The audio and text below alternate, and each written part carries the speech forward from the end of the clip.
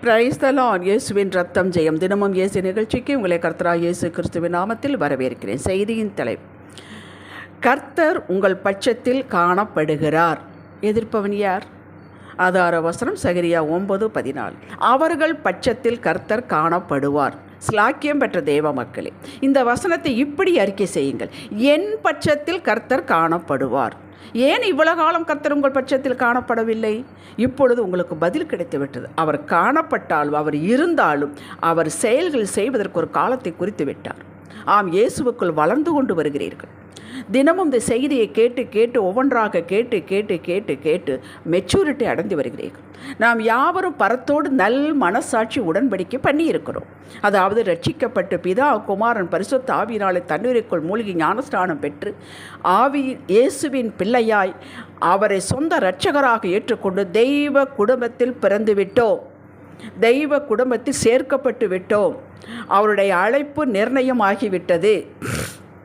இப்பொழுது பிதா இயேசு கிறிஸ்துவுக்குள் நம்மை பார்க்கிறார். எப்படி பார்க்கிறார்? நீதிமான்களாய், பரிசுத்தவான்களாய், சகல சம்பத்திற்கு ஆசீர்வாதத்திற்கும் உரிமை உள்ளவர்களாய் பார்க்கிறார். இயேசு கிறிஸ்துவுக்குள் தான் சகல ஆசீர்வாதங்களும் ஆமென்றும் ஆமென் என்றும் இருக்கிறது. நாம் இயேசு கிறிஸ்துவுக்குள் இருக்கிறோம். ஆவியானவர் நமக்குள் இருக்கிறார். எல்லாம் ஒரே இடத்தில் இருக்கிறோம். ஹல்லேலூயா. நாம் ஒவ்வொருவருக்கும் எத்தனாவது வயதில் இது நடந்ததோ, இந்த ரட்சிப்பு நடந்ததோ, அந்த வயதில் நாம் மறுபடியும் தெய்வ குடும்பத்தில் பிறந்துவிட்டோம். மாம்சத்தில் பிறந்தது மாம்சமாக இருக்கும். உலக பெற்றோருக்கு பிறந்ததை அது குறிக்கிறது. இப்பொழுது ஆவியினாலே பிறந்துள்ளோம். அப்பொழுது தெய்வீக சுவாபம், நம்முடைய தகப்பனுடைய தெய்வீக சுவாகத்தை நாம் வெளிப்படுத்த வேண்டும். அதை வெளிப்படுத்துவதற்காகத்தான், உதவி செய்வதற்காகத்தான், நம்மளை உயர்த்தி வைப்பதற்காகத்தான், சகலத்தை பெற்றுக் கொடுப்பதற்காகத்தான், வழிநடத்துவதற்காகத்தான் ஆவியின் நிறைவை நாம் பெற்றுள்ளோம். ஆவியானவர் வந்து இருக்கிறார். இந்த சரீரம் நம்முடையதாக இருந்தாலும் இப்பொழுது அவர் அதை ஆப்ரேட் பண்ண விரும்புகிறார். ஆவியானுடைய சுபாவம் கட்டளையின்படி நடக்க நாம் ஆரம்பித்து விட்டோம். இப்போது நம்ம அடிமைகள் அல்ல, சுதந்திரவாளிகள். ஆபிரகாமின் சந்ததியாராய் சேர்க்கப்பட்டு விட்டோம். ஆபிரகாமினுடைய எல்லா வாக்குத்தத்தங்களும் நமக்குரியது. சேர்க்கப்பட்டு விட்டாலும் கலாத்தியர் 4:1-2 வசனங்கள் உங்களுக்கு உதவும். நாம் இன்னும் கிறிஸ்துவுக்குள் வளரவில்லை. அந்த மெச்சூரிட்டி லெவலுக்கு நாம் இன்னும் வரவில்லை. சிறு பிள்ளைகளாக இதுவரை இருந்தோம்.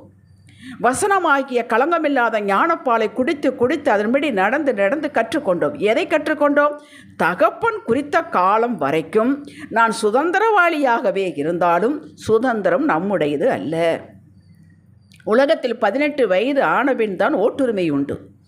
நாம் இந்திய குடிமகன் என்ற சுதந்திரம் இருந்தாலும் கவர்மெண்ட் ஒரு வயதை குறித்து வைத்திருக்கிறது. திருமணத்திற்கு என்று பேங்க் அக்கௌண்ட் ஓப்பன் பண்ணுவதற்கு, கார் லைசன்ஸ் பெறுவதற்கு, எல்லாவற்றுக்கும் ஒரு வயதை குறித்து வைத்திருக்கிறது. அந்த ஒப்பற்ற நற்பொருளை பெறுவதற்கு பரலோக பிதா தம் மக்களுக்கு ஒரு காலத்தை குறித்து வைத்திருக்கிறார். கலாத்தியர் 4:2 படியுங்கள்.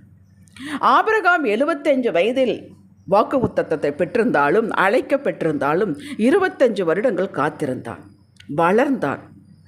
சுதந்திரவாளியான ஈசாக்கை பெறுவதற்கு காத்திருந்தான். ஆபிரகாம் ஆவியில் வளர்ந்தான். விசுவாசத்தில் அவன் பலவீனனாக இருக்கவில்லை என்று வேதம் குறிப்பிடுகிறது. நாமும் ஆவியில் வளர்ந்து வந்தோம், வளர்ந்து வருகிறோம் என்பதற்கு அடையாளம் வெளியில் தேடாதீர்கள். அவரவர்களுக்கே தெரியும். நம்மோடு பழகிறவர்களுக்கும் குடும்ப நபர்களுக்கும் தெரியும். நம்முடைய சுவாபம் முந்தி எப்படி இருந்தது, இப்போ எப்படி இருக்கிறது. நம்முடைய கண்ணோட்டம் முந்தி எப்படி இருந்தது, இப்போ எப்படி இருக்கிறது. நம்ம செய்யக்கூடிய வேலையினுடைய மேன்மை முந்தி எப்படி இருந்தது, இப்போ எப்படி இருக்கிறோம். ஆம், விசுவாசத்தில் வளர்ந்துள்ளோம். பயம், சந்தேகம் போய்விட்டது. முறுமுறுப்பு, எனக்கு ஏன், எனக்கு மட்டும் ஏன் இப்படி போய்விட்டது. கர்த்தர் அவர் சித்தத்தின்படிதான் செய்வார் தெரிந்துவிட்டது. அதற்காக நாம் சும்மா இருக்கக்கூடாது, இதுவும் புரிந்துவிட்டது.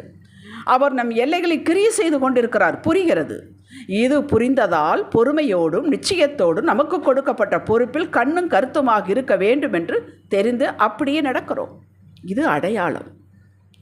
அவருக்குள் வளர்கிறோம் என்பதற்கு இது அடையாளம்.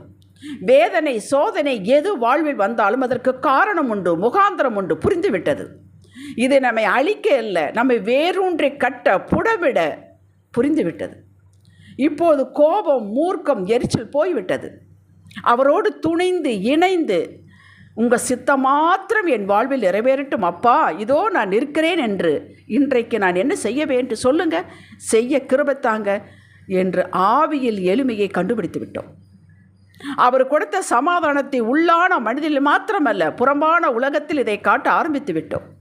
ஆம், இவைகள் தான் அடையாளம். இப்போது கர்த்தர் நம் பட்சத்தில் காணப்பட ஆரம்பித்து விட்டார். காணப்பட்டாலும் ஆர்ப்பாட்டம் இல்லாமல் அதே நிதானத்தோடு அவர் சொல்கிறதை கண்டு உணர்ந்து புரிந்து ஸ்தோத்திரம் என்று சொல்லிவிட்டு நம் வேலையை நாம் அவர் நம் வேலையை கவனிக்கிறார் என்ற நிலையை செய்ய ஆரம்பித்து விட்டோம். அவர் நம் பட்சத்தில் காணப்பட்டதும் முதலில் நம்மை எதிர்த்தவர்கள் அடங்குவார்கள். அவர்கள் முன்னிலையில் நமக்கு அற்புதம் செய்வார். இதற்கு நீங்கள் லூக்கா 18ஆம் அதிகாரம் 37 43 வரை நீங்கள் வாசியுங்கள்.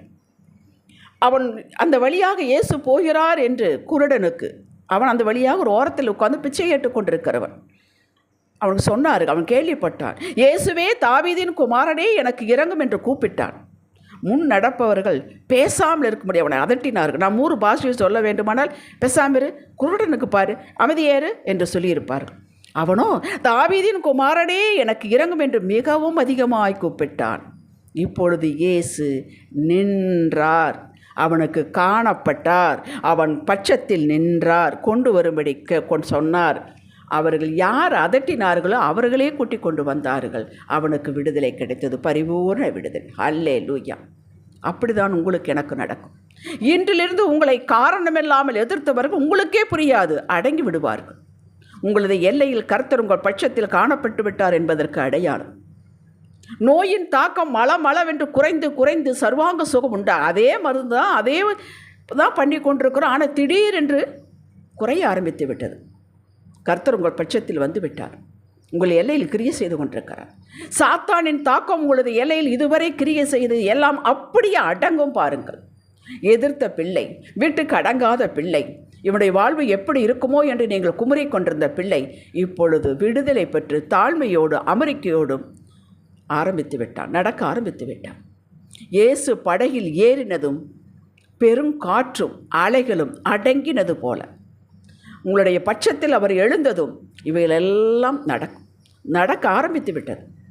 எந்த காலத்திலோ நீங்கள் உங்களுக்கு நன்மைகள் கிடைக்கும் என்று உதவி செய்திருக்கிறீர்கள். நன்மை கிடைக்காவிட்டாலும் பரவாயில்லை என்று உதவி செய்திருக்கிறீர்கள். எந்த நன்மையும் கிடைக்கவில்லை, அங்கீகாரம் கிடைக்கவில்லை, அதை பற்றி ஒரு தேங்க்ஸ் கூட இல்லை. இப்போது கர்த்தர் உங்கள் பட்சத்தில் எழும்பி காணப்பட்டதும் பரலோகம் லஜ்ஜரை திறந்து சொல்ல சொல்ல உங்களை தேடி வருகிறது பல மடங்காய். முருதகாய்க்கு கிடைத்தது போல. எஸ்தர் 8:2 வாசியுங்கள். எஸ்தர் 10ஆம் அதிகாரம் 3வது வசனத்தை வாசியுங்கள். அப்படி உங்களுக்கு வந்து சேரும். நீங்கள் ஒன்று தேட வேண்டியதில்லை, தானாக வந்து சேரும். கர்த்தர் உங்கள் பட்சத்தில் எழும்பி காணப்பட்டதும் உங்களுக்கு வரவேண்டிய அந்தஸ்து, சொத்து, ப்ரமோஷன் தேடி வரும். 2 சாமுவேல் 5ஆம் அதிகாரத்தில் 12 கோத்திரத்தாரும் தாவீதை தேடி வந்து அபிஷேகம் பண்ணி ராஜாவாக்கினார். அதற்கு முன்பாக அவன் என்ன பாடுபட்டான். இப்பொழுது அவன் யாரையும் தேடி போகவில்லை, அவர்கள் தேடி வந்தார்கள். அப்படி வரும் உங்களுக்கு. அப்படி நீங்கள் எந்த தேசத்திற்கு ராஜாவாக விட்டாலும் உங்களை மதித்து தேடி வந்து எங்களது சொந்த உறவு என்று சொல்லிக்கொண்டு எல்லாரும் வரும்படியாக வைக்க உங்களை எந்தெந்த வகையில் உயர்த்த வேண்டுமோ உயர்த்தி வரவழைக்கப் போகிறார். எரேமியா 15:19 சொன்னபடி அவர்கள் உங்களிடத்தில் திரும்புவார்கள், நீங்கள் அவரிடத்தில் திரும்பவில்லை. இத்தனையும் நிச்சயம் நடக்கும்.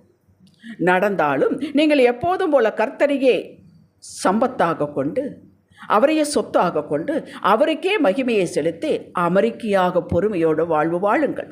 ஜெபிக்கலாம். தகப்பனே, தாழ்விலும் வாழ்விலும் நீர் மாத்திரமே எங்களோடு இருந்தீர்.